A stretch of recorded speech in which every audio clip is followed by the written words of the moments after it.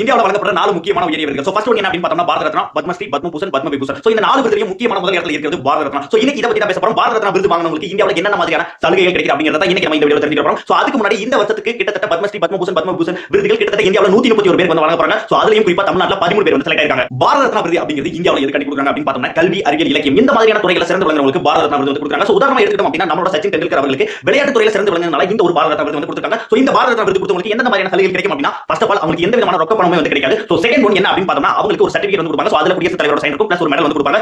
மூணாவது விஷயம் என்ன அப்படின்னு பார்த்தோம்னா அவங்களுக்கு வாழ்நாள் முழுவதும் இந்தியாவுல எந்த ஒரு வரியும் வந்து கட்ட வேண்டிய அவசியம் இல்லை. ஃபோர்த் ஒன் என்ன அப்படின்னு பார்த்தோம்னா ஏர் இந்தியா விமானத்துல ஃப்ரீயா ஃபர்ஸ்ட் கிளாஸ்ல வந்து போகலாம். அதே மாதிரி ட்ரெயின்ல வந்து ஏசி பெட்டியில ஃபர்ஸ்ட் கிளாஸ்ல ஃப்ரீயா வந்து வாழ்நாள் முழுவதும் வந்து போகலாம். ஃபோர்த் ஒன் என்ன அப்படின்னு பார்த்தோம்னா உங்களால இந்தியாவுல எந்த ஒரு மாநிலத்துக்கு போனாலுமே உங்களுக்கு அரசு விருந்தினர் மாளிகை வந்து கொடுப்பாங்க. அதற்கான மொத்த செலவையும் கவர்மெண்டே வந்து எடுத்துக்குவாங்க. இன்னொரு விஷயம் என்ன அப்படின்னு பார்த்தோம்னா வெளிநாட்டில் இருக்கிற இந்திய தூதரங்கள்ல உங்களுக்கு ஒரு தனியான மரியாதை வந்து இருக்கும். அஞ்சாவது விஷயம் என்ன அப்படின்னு பார்த்தோம்னா நீங்க ஏர்போர்ட்டுக்கு போனீங்க அப்படின்னா உங்களுக்கு தனியான வசதி வந்து இருக்கும். அதற்காண்டி உங்களுக்கு டிப்ளமேட்டிக் பாஸ்போர்ட் அப்படிங்கறது வந்து கொடுத்துருவாங்க. சிக்ஸ்த் ஒன் என்ன அப்படின்னு பார்த்தோம்னா நீங்க ஏதாவது அரசு நிகழ்ச்சிக்கு போனீங்க அப்படின்னா உங்களுக்கு அமைச்சர்களுக்கு ஈக்குவலான அந்தஸ்து வந்து கொடுப்பாங்க. உங்களை முதல் வரிசையில வந்து உட்கார வைப்பாங்க. கடைசி ஒன் என்ன அப்படின்னு பார்த்தோம்னா உங்களோட பேருக்கு முன்னாடியோ பின்னாடியோ நீங்க வந்து பாரத ரத்னா அப்படிங்கறத போடலாம் அப்படிங்கிற சட்டப்பூர்வமா வந்து சொல்லிருக்காங்க.